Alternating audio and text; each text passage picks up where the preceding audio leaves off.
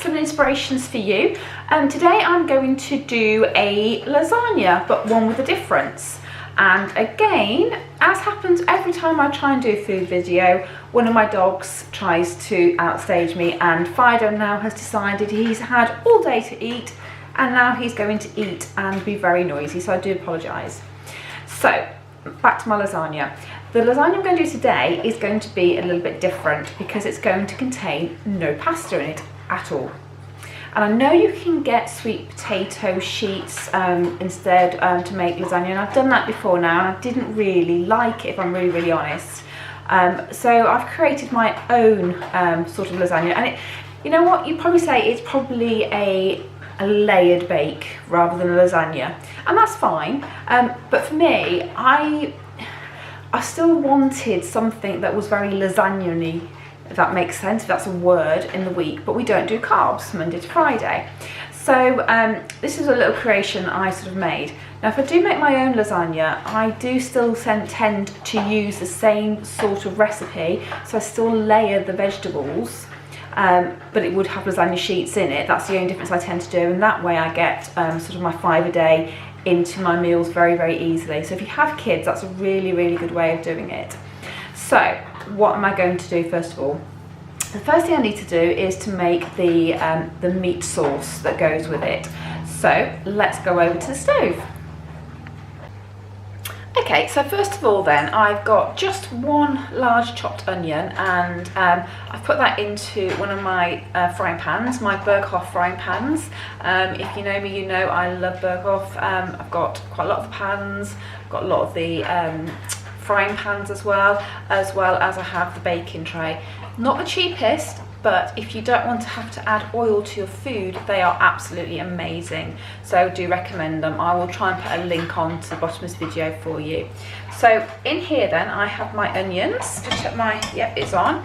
I'm just going to cook those down a little bit till they've softened. Okay, so that looks like it's just starting to soften the onions there, so that's looking nice. So I'm going to start building this sauce up now. So I'm going to add in there about a teaspoon of lazy garlic. Okay, you'll know that I use this a lot. I could use normal garlic, but I'm lazy, hence why I use lazy garlic. Okay, so I'll put that over there. Just give that a little stir. I don't want it to catch. There we go. Put that down. Now remember, I have no fat in this pan at all, so I try not to cook with any fat. If I do, it's fry light, but if I can get away with it, no, I don't. Okay, so to that, I'm going to add, there we go, I'll show you some peppers. Now, it doesn't matter what peppers you use. I just use yellow for this because I'm adding a bit of colour. You'll see the different vegetables I'm going to pop into this dish. So adding yellow or even red for me just makes it for me. Now I've made these quite chunky, and that, again, that's my personal preference. If you want to make it smaller so the kids don't know what's in it, that's absolutely fine. But I do like my vegetables quite chunky in this. Okay, and they do soften up when they've been cooked as well, so that's not a problem. Okay, so that looks lovely. Okay, so I'm now going to add my mincemeat. And this is about 300 grams, just because it's only for 2 of us. You can add obviously 500 if it's for 4 of you. I just sort of make sure my bags are weighed out in my freezer and just take out the portions I want. It just saves money in the long run, but also means that you only cook what you need. If I was doing a big batch cook, then obviously, yeah, I wouldn't separate it, I'd just mix it all in, so that's fine. So I'm just going to leave that now to sort of cook for a little bit down. Okay, so we'll come back when it's cooked down. Okay, so you can see now that I started to cook down. I did pop the lid on while I was sort of cooking it down because it keeps the moisture in. So I didn't put any fat in this at all, so that really helps as well. And I don't know if you can see the moisture. Some of that will be a little bit of fat, some will be the liquid from the veg. It is less than 5% minced beef, so it is still healthy. Okay, so I'm really pleased with that. Okay, now you don't need to do this, but I'm doing it because I just like it. Okay, I am actually adding some easy chilli, only half a teaspoon, just because I want to add a bit of flavour. All right, you don't have to do that, just to sort of let you know. I'm also going to pop some pepper, and again, if you know me, it's my South African walrus pepper, which I love. Now, if you wanted to, you could make this dish vegetarian, just take the meat out and make the sauce the same, obviously without the meat. It works really well. Turkey mince works well as well. There we go, so that's added into there. So to that, I'm now going to add about 200 millilitres of beef stock. Again, if you're doing vegetarian, you want to use vegetable stock. If you're doing turkey mince, you might want to use chicken stock. It is quite a versatile recipe, so there we go, it's gone into there. And then I'm also going to add a carton of passata. Okay, so I'm just going to pop that in.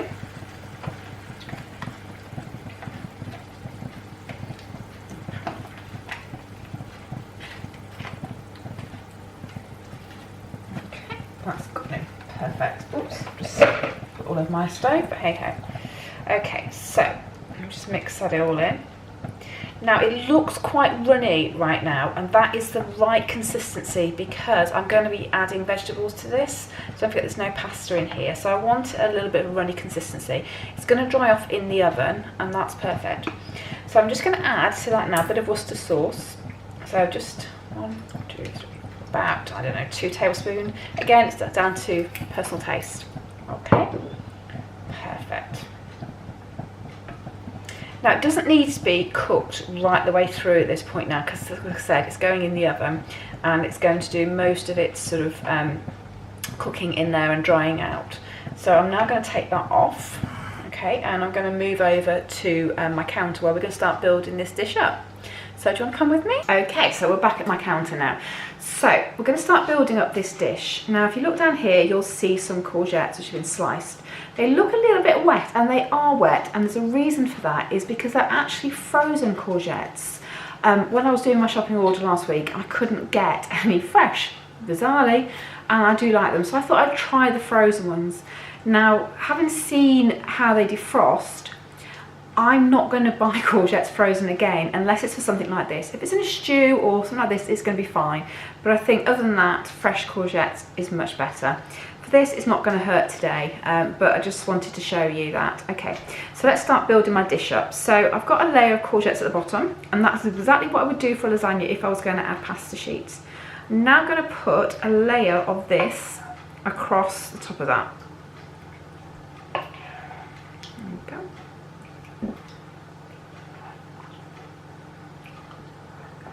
Okay, perfect. Okay, and then I'm going to put a layer, oops, there we go, come back, a layer of aubergine. So it's sort of getting a bit like a moussaka, isn't it? But it's not. Okay, so, and again, if I was doing a pasta lasagna, I would still put a layer of these over. It's just something I've always done.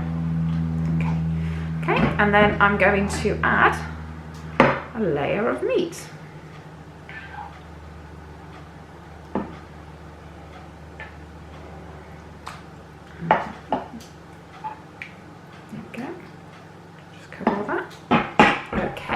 And then on top of that, I'm going to lay a layer of mushrooms. I told you it's going to be packed for you 5 a day, isn't it? Okay. You could lay them all out pretty if you want to, but it makes no difference, does it really, when it's all cooked down and finished? Okay. Okay, there we go. So, there we go. That's my mushrooms. Okay, and then just a little layer again of my mixture.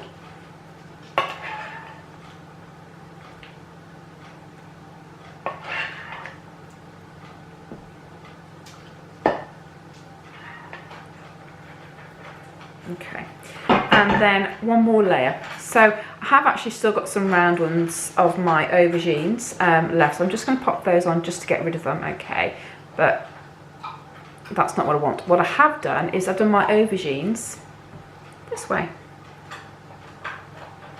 So these will actually act as my lasagna sheets now. But I don't want them to dry out, which is why you'll see in a minute I'm going to put some more sauce, not stock, on top of these. I'm just going to lay these across.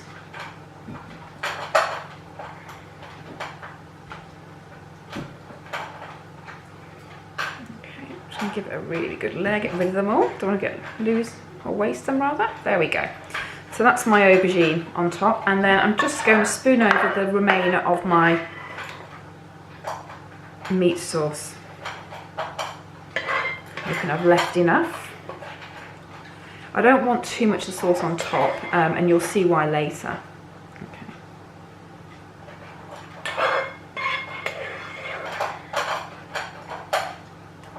Okay, and just get rid of what's left of that. You know me, I always get rid of what's left in the pan. I was scraping out bowls and things, so as not to waste anything. So I'm just going to make sure that's all covered. There we go. Right, that's perfect. Okay, now that isn't completely finished yet. There is another stage to this, but I want to bake this now in the oven for about 45 minutes on gas mark 180.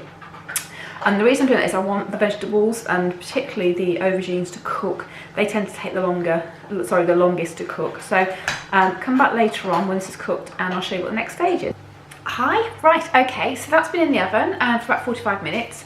And a good test when it's ready for the next stage is that the liquid is bubbling, but don't take it out as soon as it starts bubbling, because you want all that to bubble into the vegetables. And you'll see it is looking really, really nice. Those aubergines on top are absolutely beautiful now. Okay, so next stage is to do a white sauce. And again, because this is a Slimming World sort of recipe, I want to keep this completely sin-free. It will have my healthy extra A, so that's my cheese. So as we know, I'm allowed 60 grams of full fat cheese in a day. So I'm just going to pop this to one side while I show you how I make the white sauce. So move that because it's hot. Don't leave that for a minute.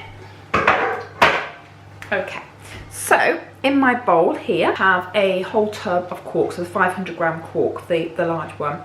So that's all in there, and all I'm going to do now is break 2 eggs into that.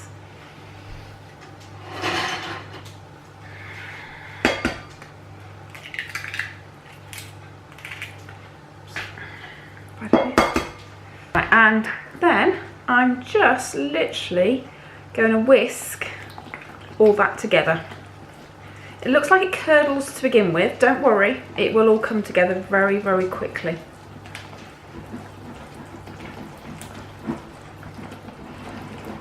Okay, there we go. Oh, that doesn't have help, does it, when your whisk snaps on you? Okay, we'll manage. Okay, so that's all done beautifully. Okay, so that is almost done, the white sauce. The only thing I'm going to do now is I have pre-grated, I'm going to show you here, 120 grams worth of cheese. If you do it on the very, very fine grate, it looks like you've got a lot more cheese than you have. So I'm just going to add a little bit of cheese into this sauce. Okay, it doesn't matter how much. I'm having to be careful with my whisk now because it's broke. I'll take the lid off now actually. Let's take that off. There we go, and let's just do it that way. Looks like I'm going shopping at the weekend to get a new whisk. There we go. Okay, so we're all done there. Okay, so just put that to one side. Okay, and I now need my meat back, so let's go and grab it. And all I'm now going to do is pop that on top, like a trifle, isn't it?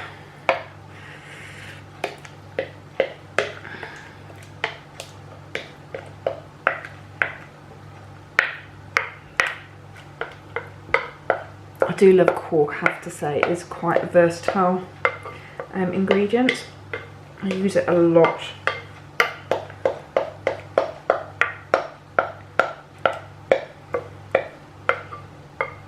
we go, let's just...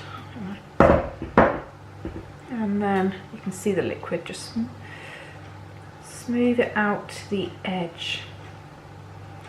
Now, because you've filled this now to the top, I suggest, and I always do it anyway, but I would suggest now that what you do is that you actually put it on a baking tray so that if it bubbles, it doesn't dirty your stove. So that is actually done. And taste the cheese sauce, and it is so cheesy. It's lovely. I don't want to waste it. Okay, so I'm now going to bake that in the oven for about half an hour. Sorry, so nice. I won't put my finger into the food, don't worry. So I'm going to bake it for another half an hour now. Just before it's ready to come out, I am going to pop some more cheese on the top just to get browned off, and then I'll take it out and I'll show you what it's like. Let's put it in the oven and see what happens. Right, I just want to quickly show you my oven. Can you see?